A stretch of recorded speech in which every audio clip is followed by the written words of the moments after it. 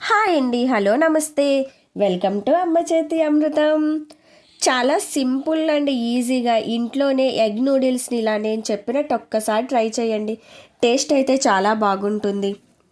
ముందుగా ఆనియన్స్ని, క్యారెట్ని, క్యాప్సికమ్ను పొడవుగా సన్నగా నేను చూపించినట్టు కట్ చేసుకోండి.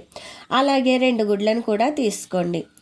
తర్వాత నూడిల్స్ ఉడకడానికి సరిపడా బౌల్ తీసుకుని అందులో వాటర్ పోయండి. తర్వాత కొంచెం సాల్ట్ వేసి గ్యాస్ ఆన్ చేసి గ్యాస్ మీద పెట్టి ఇలా నీళ్లు తెల్ల కాగుతున్నప్పుడు నూడిల్స్ని తీసుకుని అందులో వేసి మొత్తం కలుపుకొని 90% కుక్ చేయండి.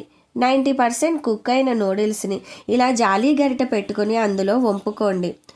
తర్వాత వెంటనే అందులో నార్మల్ వాటర్ పోయండి.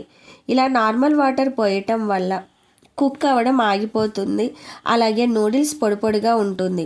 తర్వాత గ్యాస్ మీద ప్యాన్ పెట్టి అందులో 2 టేబుల్ స్పూన్ల ఆయిల్ వేసి ఆయిల్ హీట్ అయ్యాక అందులో 2 ఎగ్స్ని పగలకొట్టి వేసుకుని ప్యాన్కి అంతా స్ప్రెడ్ అయ్యేలాగా చేయండి. తర్వాత అందులో లైట్గా సాల్ట్ అలాగే 1 టీ స్పూన్ మిరియాల పొడి వేసి వేయించండి.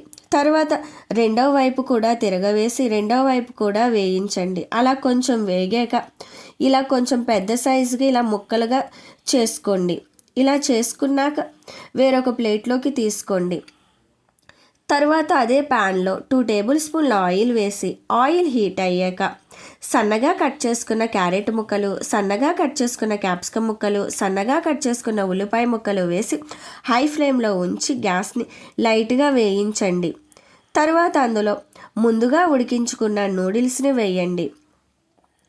తర్వాత మీ రుచికి సరిపడా సాల్ట్, 1 టీ స్పూన్ మిరియాల పొడి, 1 టీ స్పూన్ కారం, 1 teaspoon red chilli sauce, అలాగే 1 టీ స్పూన్ సోయా సాస్, అలాగే 1 teaspoon green chilli sauce వేసి నూడిల్స్ని మొత్తం కలపండి.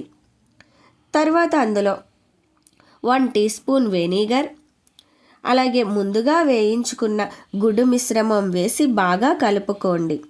అంతేనండి, వేడి వేడిగా ఎగ్ నూడిల్స్ రెడీ. నా వీడియో కనుక మీకు నచ్చినట్లయితే నా ఛానల్ను లైక్ చేసి షేర్ చేసి సబ్స్క్రైబ్ చేయండి. Thank you. బాయ్.